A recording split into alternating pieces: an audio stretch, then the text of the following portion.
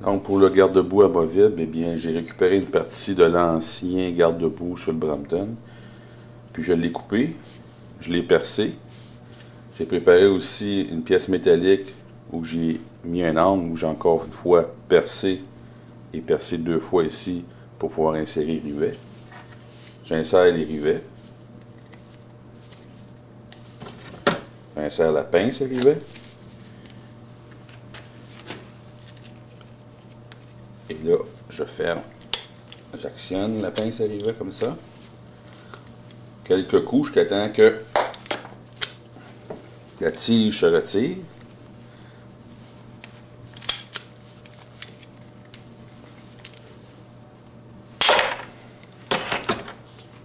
Et voilà le travail.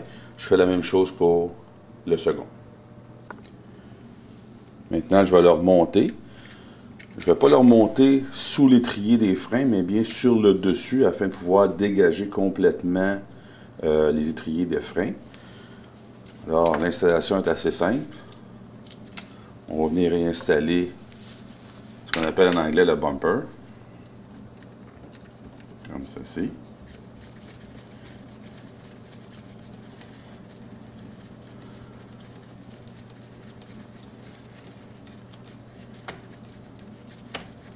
Bon serrage.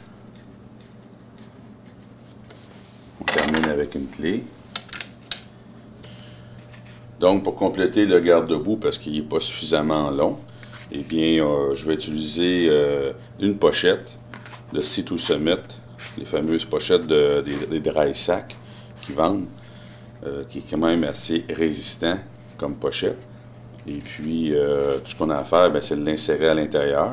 Puis comme double utilité, ce qui devient aussi une autre fois encore très intéressant, c'est qu'on peut mettre des éléments mécaniques à l'intérieur.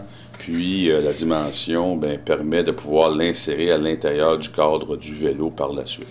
Alors on parle encore de double utilité. Puis ça se trouve être un garde-boue de façon qui est quand même assez économique. Pour ceux qui préfèrent avoir un esthétisme un petit peu plus élevé que ce que je prépare présentement, eh bien, vous pourrez le peinturer de couleur noire, c'est à votre goût. Fait que tout ce qu'il me reste à faire, c'est de l'ouvrir. Ceci. Et de glisser jusqu'au fond. Vous remarquez que je laisse la petite bavette vers le bas, justement, que quand l'eau va venir frapper, bien qu'elle s'égoutte vers le bas, tout simplement. Et voilà pour le garde-boue allongé.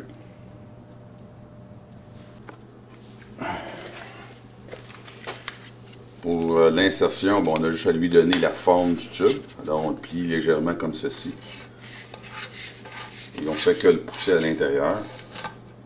Vous voyez qu'il ne prend pas beaucoup de place à l'intérieur. Et il reste encore beaucoup de place pour insérer d'autres éléments à l'intérieur du cadre.